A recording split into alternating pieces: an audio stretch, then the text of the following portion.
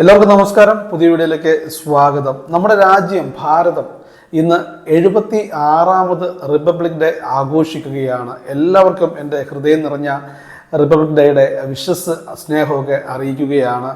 നമ്മളിന്ന് സംസാരിക്കാൻ പോകുന്നത് കഴിഞ്ഞ ദിവസം സംഭവിച്ച ഒരു വലിയ വാർത്തയുണ്ടായിരുന്നു. ഇസ്രായേലും ഹമാസും തമ്മിൽ നടന്ന ഒരു വെടിനിർത്തലിന്റെ ഭാഗമായിട്ടുള്ള ബന്ദിമോചനത്തിന്റെ 2ാം ഘട്ടം ഇന്നലെ നടന്നു. 4 ഇസ്രായേലി യുവതികളെയാണ്, അത് സൈനികരായിട്ടുള്ള ഇസ്രായേലി യുവതികളെയാണ് ഇന്നലെ ഹമാസ് ഇസ്രായേലിന് കൈമാറിയത്. പകരം ഇസ്രായേൽ കൊടുത്തത് 200 പാലസ്തീൻ തടവുകാരെയാണ്. അപ്പോൾ ഇതേക്കുറിച്ചാണ് നമ്മൾ ഇന്ന് സംസാരിക്കുന്നത്. കുറേ ദിവസങ്ങളായിട്ട് എല്ലാവരും ചർച്ച ചെയ്യുന്നുണ്ട് ഇസ്രായേൽ ഹമാസ് വെടിനിർത്തലുമായിട്ട് ബന്ധപ്പെട്ടുള്ള കാര്യങ്ങൾ. കാരണം ചിലരൊക്കെ പറയുന്നു ഹമാസാണ് ഇവിടെ ജയിച്ചത് അല്ലെങ്കിൽ ഇസ്രായേലാണ് തോറ്റത് എന്നൊക്കെ പറഞ്ഞ പല അഭിപ്രായങ്ങൾ പല ഭാഗത്തു നിന്ന് നമ്മൾ ഉയരുന്നുണ്ട്.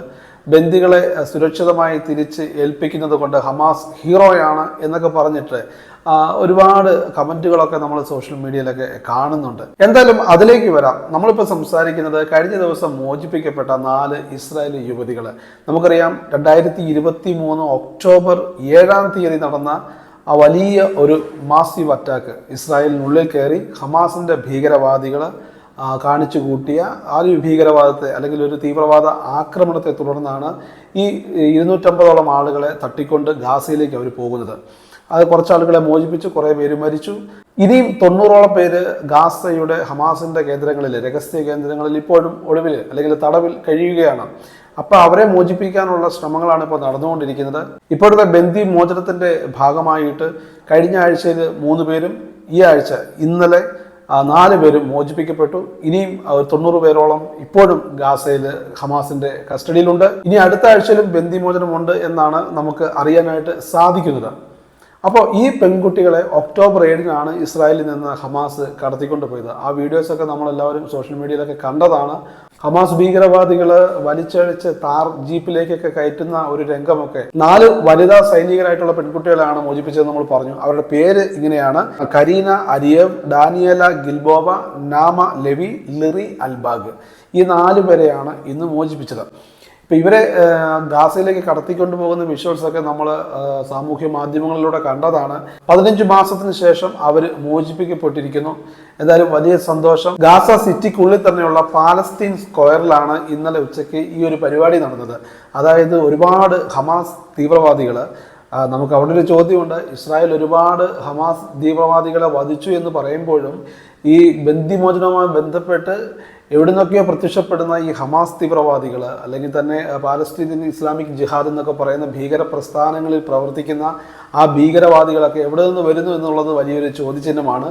അവർ ആയുധങ്ങളുമേന്തിയാണ് ഗാസയുടെ തെരുവുകളിലൂടെ വരുന്നത്.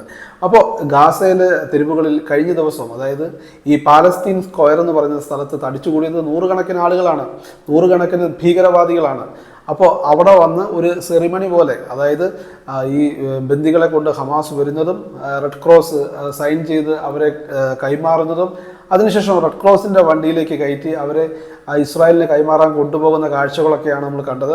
ഒരുപാട് സന്തോഷത്തോടു കൂടി ഈ 4 ബന്ദികൾ സ്റ്റേജിലേക്ക് വരികയും ആളുകളെ കൈവീശി കാണിക്കുന്നതൊക്കെ കാണാനായിട്ട് സാധിച്ചു. വളരെയേറെ സന്തോഷം. കാരണം ആ ഒരു മൊമെൻ്റ് എന്ന് പറയുന്നത് അത് വലിയ ഒരു നിമിഷമാണ് അവരെ സംബന്ധിച്ച്. കാരണം ഇത്രയും നാൾ ഒരു തടവിൽ അല്ലെങ്കിൽ തടങ്കലിൽ പാർപ്പിച്ചിരുന്ന അവരെ സ്വതന്ത്രരാകുകയാണ്. അപ്പോൾ അതിൻ്റെ സന്തോഷം അവരുടെ മുഖത്ത് നമുക്ക് കാണാനായിട്ട് സാധിച്ചു.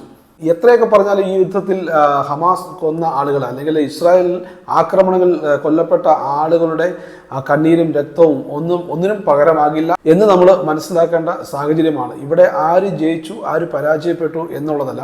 ഇപ്പോൾ ആത്യന്തികമായ ഇസ്രായേലിൻ്റെ ലക്ഷ്യമെന്ന് പറയുന്നത് മുഴുവൻ ബന്ദികളുടെ മോചനമാണ്. അവരെ ഇസ്രായേലിലേക്ക് സുരക്ഷിതമായി തിരികെ കൊണ്ടുവരിക.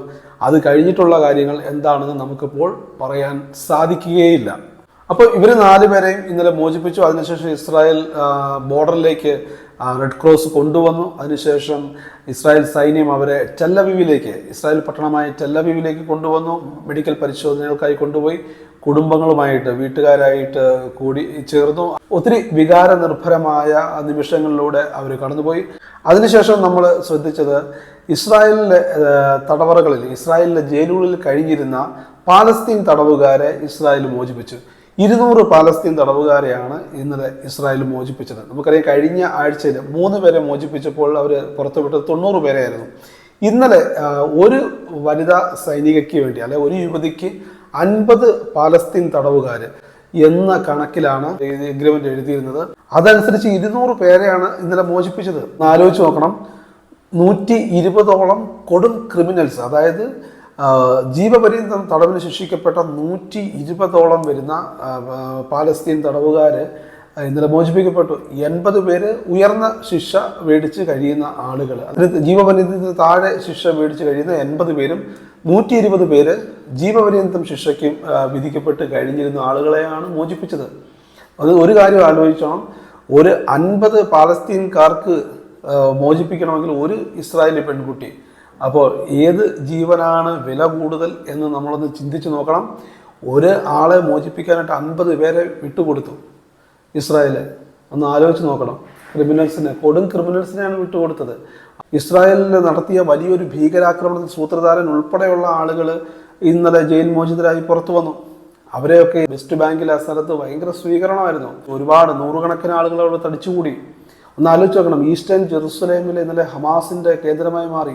ഹമാസ് ആയുധവുമേന്തി ഇവരെ സ്വീകരിക്കുന്നതും അവരെ കൊണ്ടുപോകുന്നതൊക്കെ ഇന്നലെ ഇന്റർനാഷണൽ മീഡിയാസ് എല്ലാം റിപ്പോർട്ട് ചെയ്തതാണ്, നമ്മൾ കണ്ടതാണ്. ഇസ്രായേൽ അത്രയ്ക്ക് വിലമതിക്കുന്നു. ഒരു സൈനികയ്ക്ക് ഒരു പെൺകുട്ടിയെ വീണ്ടും കിട്ടാൻ 50 പേരെ കൊടുത്തു. അങ്ങനെ 4 പേർക്ക് വേണ്ടി 200 പേരെ കൊടുത്തിട്ടാണ് 4 പേരെ വീണ്ടെടുത്തത്.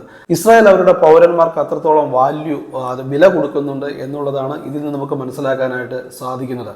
എന്തായാലും ഉള്ള ക്രിമിനൽസ് എല്ലാം ഈ ഒരു ഫേസ് കഴിയുമ്പോഴത്തേക്ക്, അതായത് ഈ ഒരു ബന്ദി മോചനം തീരുമ്പോഴത്തേക്ക് പാലസ്തീൻ തടവുകാരായി അല്ലെങ്കിൽ ഇസ്രായേലിലെ ജയിലുകളിൽ കഴിയുന്ന പാലസ്തീൻ തടവുകാരായിട്ടുള്ള ആളുകൾ, അത് ഏത് രീതിയിൽ ശിക്ഷിക്കപ്പെട്ട ആളുകളായിക്കോട്ടെ, കൊടും ക്രിമിനൽസ് ആയിക്കോട്ടെ, നിരപരാധികളായിക്കോട്ടെ, എല്ലാവരും പുറത്തിറങ്ങാനുള്ള സാധ്യതകളാണ് കാണുന്നത്.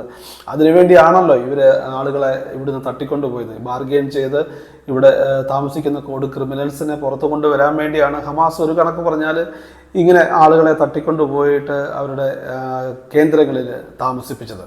ചർച്ചകൾ ഇനിയും നടന്നുകൊണ്ടിരിക്കുകയാണ്. അടുത്ത ആഴ്ച വീണ്ടും ബന്ദിമോചനമുണ്ട്. അതുപോലെ തന്നെ പാലസ്തീനി തടവുകാരുടെ മോചനമുണ്ടെന്നാണ് നമുക്ക് മനസ്സിലാക്കാനായിട്ട് സാധിക്കുന്നത്. അപ്പോൾ അടുത്ത വിഷയമായിട്ട് നമുക്ക് വീണ്ടും കാണാം. എല്ലാവർക്കും നന്മകൾ നേരുന്നു. നന്ദി, നമസ്കാരം, ജയ് ഹിന്ദ്.